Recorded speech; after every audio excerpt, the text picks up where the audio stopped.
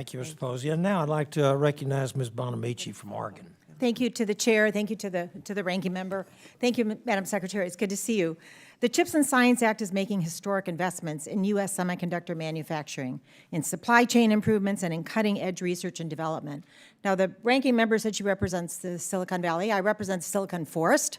And as the representative of the Silicon Forest, I'm excited for the opportunities. And it was a pleasure to host you in Oregon, Madam Secretary, where we heard from students at Portland Community College and learned how they are preparing to enter the workforce.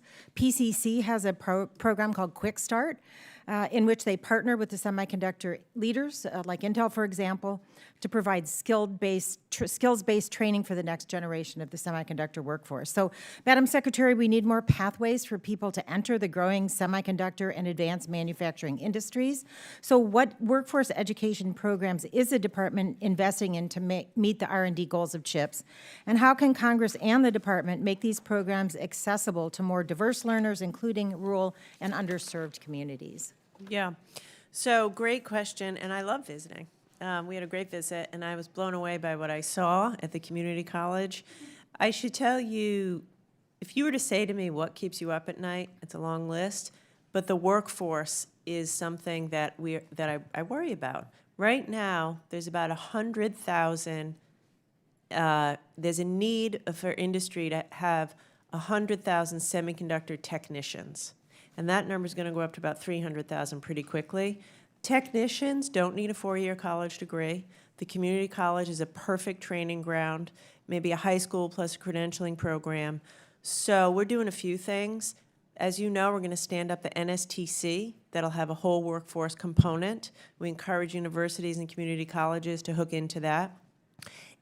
For every CHIPS applicant, every company that applies, we're requiring them to give us a workforce plan.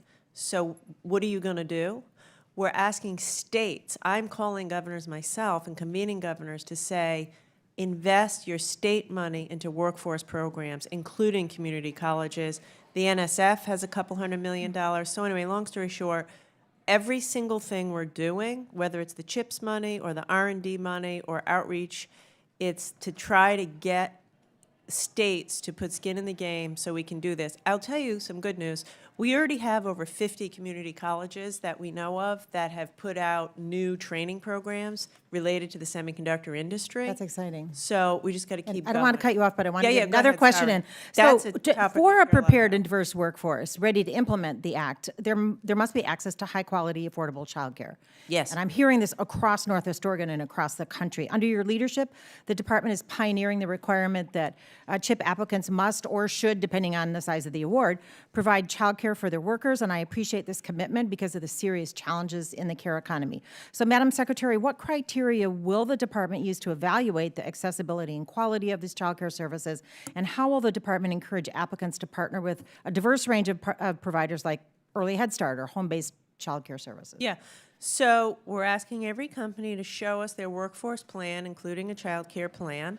There's no one-size-fits-all. It'll be different in every state, but it's exactly what you say. You can't hire the workers you need unless women can work, and that's not going to happen unless there's child care that's affordable. I'm not doing that because it's a social issue. It's a business issue. You talk to any Absolutely. CEO, and they tell you the same thing.